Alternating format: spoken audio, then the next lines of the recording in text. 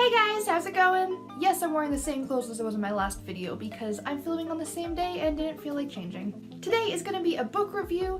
I decided at the end of every month to pick my favorite book I read during that month and do a book review on it. I really enjoy doing reviews, but I'm not very good at them, so I don't end up doing them often.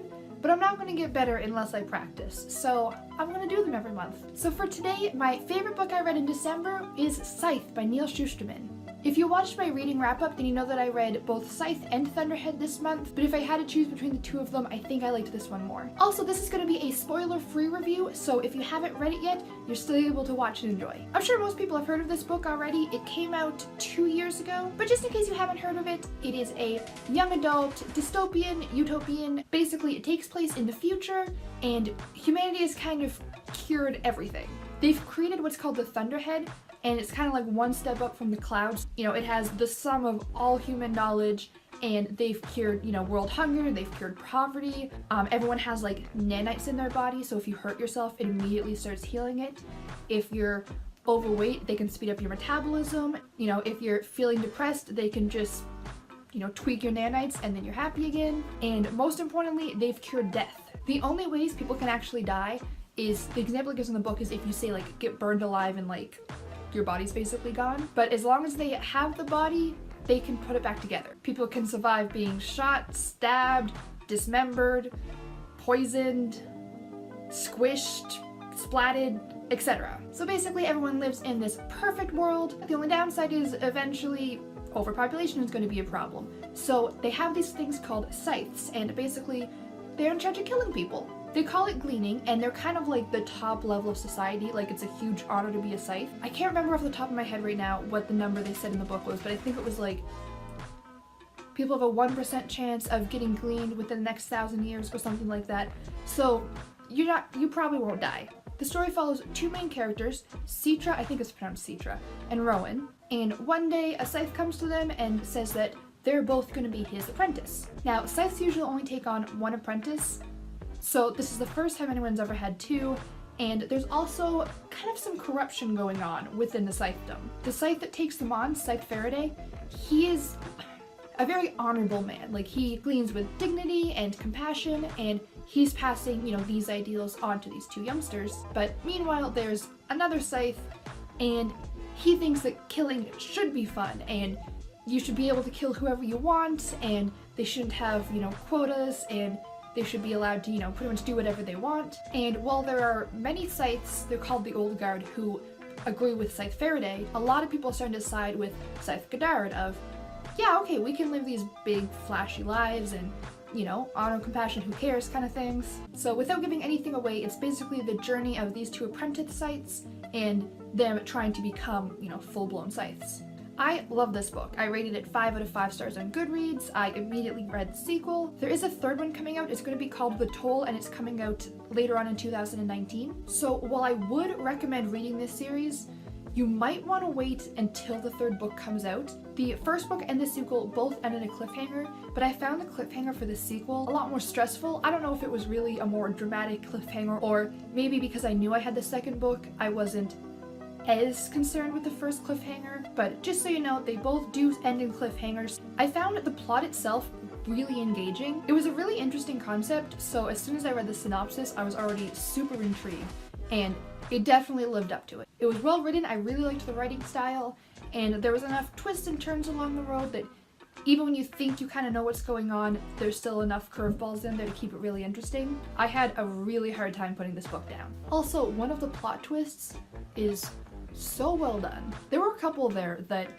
I either didn't see coming or didn't see coming until it felt like I was supposed to. There's a couple that really took me by surprise. There was a couple that I figured out, but not in the very, very beginning. The first big twist I did not see coming at all. And there's some that's just misleading enough that you don't know which one you're supposed to think. And there were a lot of obstacles in the way that I really had no idea how they were going to overcome them. The characters had problems that I had no idea how they would solve, and I think every single one had a satisfying ending. Even the obstacles that didn't have the exact outcome that I was hoping were still really satisfying because they were so well executed. If I had to be critical about one thing, it would be the climax.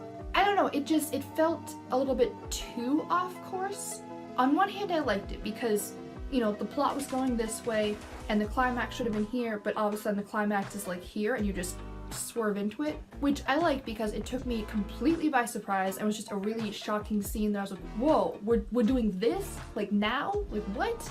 And something that I assumed would be in the climax was just completely wiped out. Even though I enjoyed it, it did make it feel like the climax was just missing something, like just one little piece. It was a great scene, it was a great plot point, but it just wasn't 100% satisfying. This isn't really a spoiler because it's in the first couple chapters, but there is a romantic subplot / like romantic tension, you know, the usual. And I have heard quite a bit of criticism from other people that they just found it unnecessary, and I do agree, but I think that it was done well enough that it was still okay. Like, I'm not a giant fan of romantic subplots, I'm just not an overly romantic person, but I thought I did a good job of growing the characters without taking away from the main plot. You know, sometimes the romantic subplot kind of takes over and you kind of lose your way with what's actually going on, but this one, it was kind of in the background, like in my opinion it should be, so I had no complaints with it. And speaking of characters,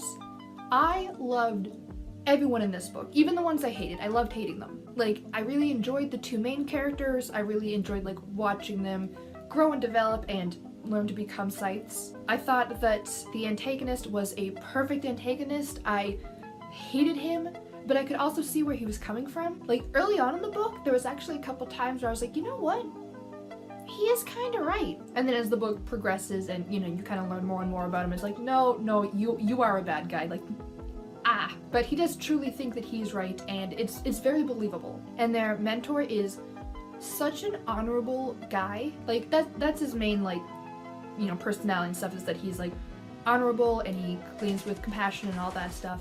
But I don't know, I just respected him so much, like, very early on in the book, and that's something that I think is hard to do, especially because almost every single important character in this book is a murderer. Yes, in their world it's different, but right now we still feel like, oh, murdering people is bad. So I think to get us to ignore the fact that they're killing people and being able to accept, like, no, like, this is the right thing to do and they are doing it the best way they can, and to really sympathize and understand the characters, I think is especially well done considering all of that. And I think that's partly because the world building is just so perfect, because it's a world that is fairly unbelievable right now, you know, like curing absolutely every illness and disease and world problem, and they even abolished all governments and people are basically immortal. Like, that's crazy, that's obviously unrealistic. But the way they explain it and the way that they paint the picture of how we got there is very believable. So even though logically it's probably not realistic, it's not unfathomable. The world just felt so real and I understood it, and even like the inner politics of it. Like, even though this is a world completely different from ours, I understand the world, I understand society and how they think and their rules and their ideals, and just excellent world building. I think for books like this, like the dystopian utopian books, I think having a believable world is really important, and a lot of them kind of gloss over that. You know, it's either far enough into the future that they say like, okay, this is just how it is now because that's how we evolved, or the steps that they take to get there just don't quite make sense. But I feel like this one, their world makes sense and how they got there made sense. So good job on that. So this book really ticked all the boxes for me, and I can't wait to read the third one. I do highly recommend this one and the sequel Thunderhead. But like I said, if you don't like cliffhangers, you may want to wait until the third one comes out. But other than that, I highly recommend these books. So that's all I have for today. I hope you guys enjoyed the video. If you did, please click that like button so I know. And if you want to see more of these, feel free to subscribe. I post videos every Saturday and Wednesday. So I hope to see you guys next time, and until then, have a good day. Bye!